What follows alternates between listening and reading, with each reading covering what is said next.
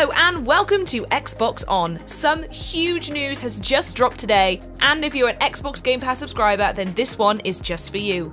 The best reviewed game of this Xbox generation is coming to the service on the 7th of May. That's right, Red Dead Redemption 2 is gonna be dropping soon, so we thought it'd be worth reminding everyone of the amazing games available for one low monthly subscription. So sit back, relax, and let Henry and me talk you through the best reviewed games on Xbox Game Pass right now. Well, seeing as how we've already mentioned it, I guess it makes sense to start with Red Dead Redemption 2, right? This was one of the most highly anticipated releases of the decade, and it delivered in style, landing a Metacritic rating of 97 out of 100. It cannot be understated how huge a technical marvel this game is, from the award-winning narrative that's been fully realised on a huge map, to the jaw-dropping graphics that truly capture the performances of its cast. And it doesn't just stop at its 50+ hour campaign either, there's a whole online frontier of spaghetti western fun to be had in Red Dead Online. Set up a posse with your buds, take part in story missions, events, horse races, and much more. You can even embody the role of a bounty hunter, a trader, a collector, or a sneaky moonshiner. It's like living in your own Tarantino western, and it's finally found its home on Xbox Game Pass.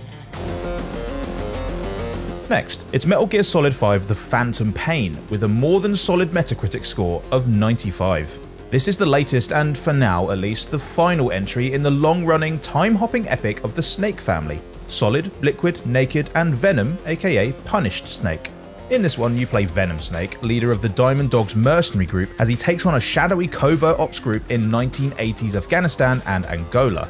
But what really matters is that this was the first time Metal Gear Solid moved its classical tactical espionage action into an open world, or two technically, because there's one for each country. It totally changes how stealth works, and Phantom Pain gives you a load of new toys to play with, from horse-mounted hiding to balloons that will zip your foes into the sky. But if you prefer the classic approach, the iconic cardboard box is present and correct too. Anytime a game happens to have a British setting, we Britons tend to be a little bit more critical of it. I mean, come on, it's literally in our nature. Well, a BAFTA award for Best British Game tends to bode well, and in the case of Forza Horizon 4, it's a piece of silverware that is well deserved. The fourth entry into the Horizon series delivers on its racing pedigree, but it went a step further by implementing a revolutionary dynamic season mechanic that blew us away when it was first revealed. Spring, summer, autumn, winter versions of the British landscape, coastal towns, and historic Edinburgh are fully realised here, and a hell of a lot of fun to slide a Subaru through. Not to mention that this game is stunning, packing a superb photo mode to allow you to truly show off those Xbox One X enhancements, 4K HDR graphics, and painstakingly recreated car models. Understandable then that Forza Horizon 4 takes pole position as Metacritic's highest rated racing title on Xbox One, with a sensational 92 critic score. Blimey! Looking in, I felt like the house itself had been waiting for me.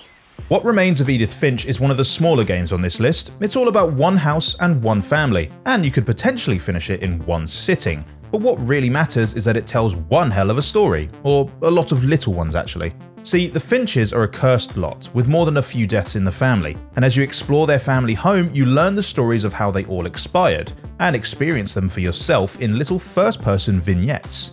Which might sound a bit grim, and it can be occasionally, but some stories are funny, some are scary, and some, they're just plain weird. It's like a book of brilliant short stories, except every story comes with its own little gameplay twist. It's a unique approach that, as well as that Metacritic score of 92, landed Edith Finch the Best Game Award at the 2017 BAFTAs. A tale of a single house is all well and good, but our next game spans an entire continent.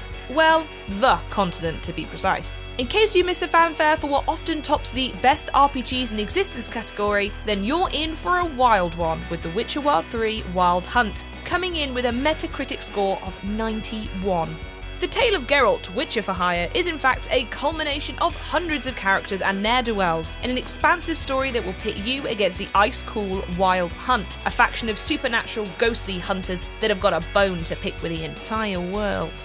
Mastery of magic, potions and swordcraft will go a long way in giving you the edge in this game, but it's the clever inclusion of detective work that'll truly help you earn your coin. The continent is a thriving place of monsters and men, and those men will pay handsomely for you to dispatch those monsters. So think of Geralt as Sherlock with a sword and you'll probably do just fine. Dead Cells might look simple enough on the surface, a 2D side-scrolling retro hack and slash, but once you start playing it you'll discover there is far more to it than that. Dead Cells is part roguelike, meaning that death is permanent, so every time you pop your clogs you'll be starting from the beginning of a newly generated dungeon. And it's also part Metroidvania, meaning you gradually unlock powers that give you access to new corners of that dungeon. And there's a splash of Souls-like in there too, meaning it's absolutely rock hard. This combination means every run is completely different because you'll be finding new weapons every time to create a unique build. Maybe you'll end up with a bow and arrow that freezes everyone you shoot, or you could specialise in traps that grind up enemies for you, or just go for it with a standard sword and shield. Whichever path you end up following, you'll discover the real reason Dead Cells has that score of 91. The action is razor sharp and responsive as you'll find in any game. A new world. Amazing, ain't it?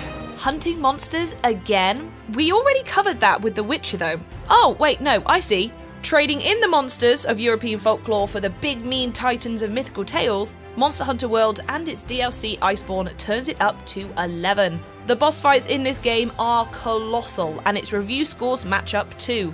Boasting hundreds of hours of gameplay across an impressively deep RPG, you will have plenty to keep you busy. Your weapons and gear can be fully upgraded, customised and synergised to keep you in the fight, plus there are a dozen different weapon types to get to grips with. The monsters have some pretty scary names, such as the Furious Rajang or the Raging Brachiodos, thanks for making me say those guys, which were added back in March, but they're not nearly as frightening as some of their insane attack patterns. Better start studying those fantastic beasts if you want any hope of taking them down. Is that all you've got, little android? I'll kill you! A recent addition to Game Pass next, with NieR Automata, a game that's as brilliant as it is unique. The basic setup isn't too unusual. You play a pair of androids battling alien robots on an abandoned future Earth. Okay, said robots are constantly wearing blindfolds and fight with swords, but that's just the tip of the iceberg. Blending a story-led RPG with an open-world action game and occasionally a top-down shooter, NieR is a game unlike any other. When it's not jumping genres, it's introducing you to weird and wonderful characters and unique locations. Anyone who's played it will remember the robot fairground or just coming to an end. This is a game with 26 endings, from A to Z. But really there are 3 you really need to discover. First, you finish the game as 2B, then you start over with her mainframe hacking robo sidekick 9S. And then, well, we won't spoil it, but once you get there you'll understand why this game has an average Metacritic score of 90. We've got room for one more title, none other than Ori and the Will of the Wisps. It's hard to know where to start with this one, as everything from its picturesque hand-drawn backdrops to the fiendishly challenging platforming combat is pure perfection. As a sequel, it took everything from the first game and revamped and improved on it, all while maintaining a signature style that is unmistakably Ori. Reviewers and fans alike were instantly smitten, with the Will of the Wisps earning itself a handsome 90 Metacritic score upon launch. Don't let that storybook appearance fool you though, because Ori features some of the wildest looking boss enemies that we have ever seen on Xbox. And it would be a crime not to let yourself enjoy this game in glorious 4K HDR on Xbox One X. As a coming together of light, sound and action, Ori has truly earned its place in this list of top rated titles.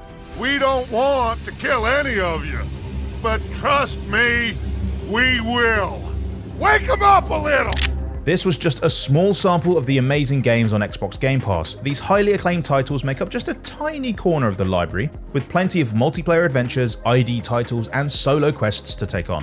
The library is always growing, so it's something to at least try and see if it's right for you. And at £1, €1 or $1 for your first month of Ultimate, you'd be crazy to miss out. And if you're wondering just what Xbox Game Pass Ultimate gets you, well, it's access to both the console and PC library, plus your Xbox Live Gold membership, all rolled into one. Need I say more? No, I thought not. Let us know what your favourite games are down in the comments below, drop us a like and smash that subscribe button. We will see you next time. Bye bye!